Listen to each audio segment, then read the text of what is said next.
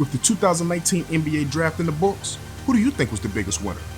This video, I'm going to go over the biggest winners, losers, tell you who I think the steal of the draft is, as well as give you my best value pick. Stick around.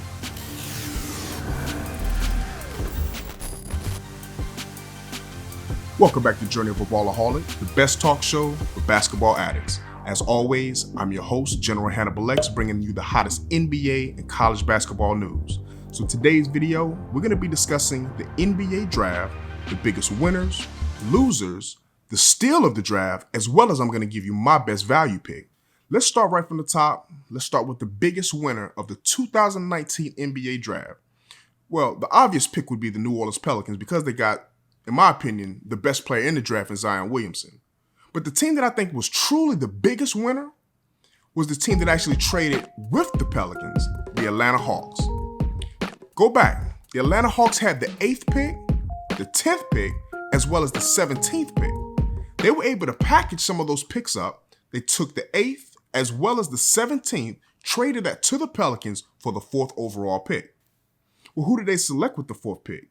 Nobody other than the MOP of the NCAA championship, DeAndre Hunter out of the University of Virginia. DeAndre Hunter is a do-it-all type of player. The forward was the defensive player of the year in the ACC and was also a scoring threat inside as well as outside for the Wahoos. DeAndre Hunter, I think, is going to be the perfect fit alongside John Collins in that front court. His defensive ability with his IQ as well as his inside-outside game, I think will complement Collins very well. But I'm really excited to see how Trae Young, the dynamic point guard out of Oklahoma, and DeAndre Hunter run that pick and roll / pick and pop. But they also picked up Cam Reddish out of Duke University at number 10. Now, Cam Reddish slipped a little bit more than I thought he would, but he's such a good pick at number 10 with his 6'8" size, 7'1" wingspan, and silky smooth jumper. Now, he struggled a bit as the third option at Duke University. There's no question about that. However, you look at his shooting mechanics, look at his form. He has one of the prettiest jumpers in all of college basketball. He just has to be more efficient with that shot. But I think playing alongside of Trae Young, who's going to set him up and set the others up to be getting efficient shots. You got to remember, Trae Young averaged 8 assists last year, 19 and 8 last year as a rookie. He's only going to get better. The game's only going to slow down for Young. You got Kevin Huerter out there from Maryland, 6'7", sharpshooter, 38.5% from the three last year. The spacing that these guys are going to have around a John Collins, adding in DeAndre Hunter as another shooter who Hunter last year was at 43.8% from the three at college. I'm going to tell you exactly what the Atlanta Hawks are doing. I love the idea of it. The Atlanta Hawks are building the Golden State Warriors of the East. Think about it. You've got Trae Young, who's the version of Steph Curry. You've got Kevin Huerter, who's their version of Klay Thompson. You've got Cam Reddish, who's their watered-down version of Kevin Durant. You even have DeAndre Hunter, their version of Draymond Green. Like, they're literally trying to build the Golden State Warriors of the East. And I love it. It's young, it's energetic, it's athletic, as well as it has that ability to shoot from all over the floor. So let's move on to the biggest losers of the 2019 NBA draft. I think it's an obvious pick here. The Phoenix Suns check in as the biggest losers of the draft. The Suns were slotted with the 6th pick. What was the Suns' biggest need? The Suns' two biggest needs were shooting and a point guard. So let's think about the moves that they made based on their needs. You have the 6th pick, but before the draft, you trade away TJ Warren and a draft pick for cash. Okay, who was still on the board at 6? Jared Culver? How about this name? How about, since their top two needs were shooting and a point guard, how about the name Kobe White? Kobe White went 7th to the Bulls. The Phoenix Suns had the 6th pick. So, okay, I get it. You want to trade back so that you can get your man and pick up another asset. I get it. It happens all the time. So let's see what they did. They traded with the Minnesota Timberwolves. They traded from 6 back to 11, and they picked up Dario Saric. Listen, Saric, he's good. He's a shooter. Sarge is a role player. The potential at 6 is to possibly even get a star. I mean, there's a lot of people who like Culver, and maybe he doesn't fit in necessarily with what they're going for. But here's another kind of mind-boggling move. You trade back from 6 to 11 to draft Cam Johnson. Not Cam Reddish. They drafted Cam Johnson from the University of North Carolina. Now, let's take my Duke bias out of this. Cam Johnson is a really good player.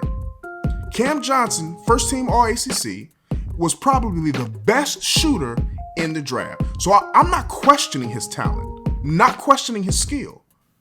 What I am questioning is the value of the pick. If you really wanted Cam Johnson that bad, you could have traded back as you did, picked up an asset. You could have then at 11 traded back again, picked up another asset. You could have traded back another time to pick up another asset and still gotten Cam Johnson.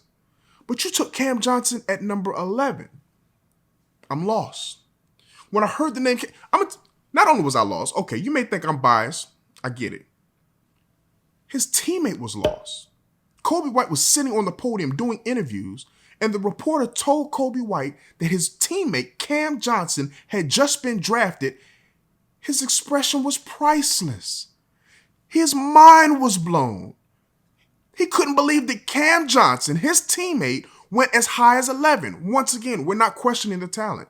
As Kobe White said, the guy can play. He can ball. No one's questioning that. But you have to question their board. What was the Phoenix Suns' ranking of these players if you felt he was worth the 11th pick? But let's go ahead and jump on to who I feel the best value pick was, which is none other than pick number 25 out of the University of North Carolina, Nasir Little. My heart, it felt so bad for that young man. I mean, watching him in his fresh red suit, this man watched as name after name after name was called. And in his mind, had to look at these players and say, they're not better than me. I don't know what it was. I don't know what the reasoning and maybe it was his draft workouts. I don't know if it was interviews. I'm not sure what it was. But I know coming into North Carolina, Nasir Little was the McDonald's All-American MVP, and he went toe-to-toe with Zion Williamson. He wanted to guard him. He went straight up with him. There was no fear. There is no fear in this man. But for whatever reason, he didn't fit into that Roy Williams system.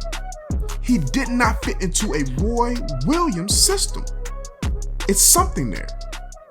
But whatever it is, the Portland Trail Blazers are the winners because of it. To me, Nasir Little checks in as the best value pick because this young man here, what can't he do? To me, this is one of the biggest mysteries of why Nasir Little, who was given an invitation to come, who was projected to be a lottery pick, and fell outside of the top 20. I mean, listen, the Portland Trail Blazers had to be ecstatic when they heard that they had the ability to pair Damian Lillard, CJ McCollum, with a young 6'8", 6'7"-ish wing who's going to bring it on both ends. Let's move right along. We're going to jump to the biggest steal of the draft. A steal of the draft, to me, is not who necessarily is going to be the best player, but it's the player that you're going to be able to draft and get the best value for, based on the contract in which you're paying them, where they were taken, and who they actually turn out to be from a production standpoint. I think the biggest steal of this draft is going to be none other than Bol out of Oregon. 7'2", 210 pound, with a 9-foot standing reach. He's a guard in a 7'2" body. He's a guard. He can dribble. He can shoot, create his own shot. Averaged 21-9 in the 9 games that he played with Oregon before breaking his foot. That's the biggest reason why Bol dropped in this draft. Without question. There's health concerns there. In my opinion, Bol was a top 10 pick. Bol could easily be one of, if not the best player out of this entire draft. He has that type of talent. You can't teach size. You cannot teach his reach. I like that the Denver Nuggets gambled here. Because you got to remember, the Denver Nuggets, they gambled last year. They gambled and took Michael Porter when he was injured.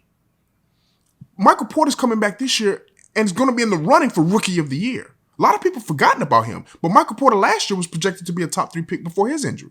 Bobo was projected to be a top 5 pick before his injury. He didn't just fall out of the top 5 or the top 10. This man fell out of the first round. He went number 44. And the Denver Nuggets said, we will snatch him up, stash him away, get him healthy. And they potentially could have just drafted an all-star in the second round. So what do you think? Who do you think the steal of the draft was? If it's not Bobo, go ahead and leave a comment below. Let me know the name that you feel is the best value pick as well as the steal of the draft.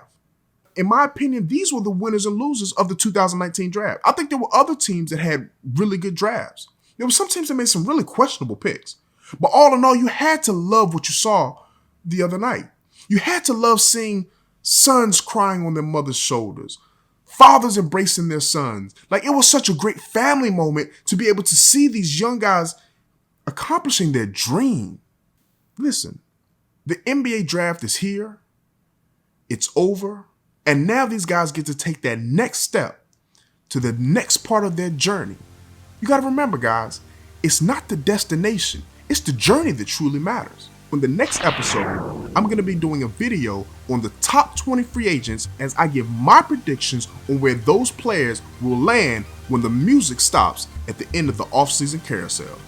So as always, if you like this video, if you want to see more, subscribe to the channel, tap that like button, hit that notification so that you can stay updated with the journey of a Ballaholic.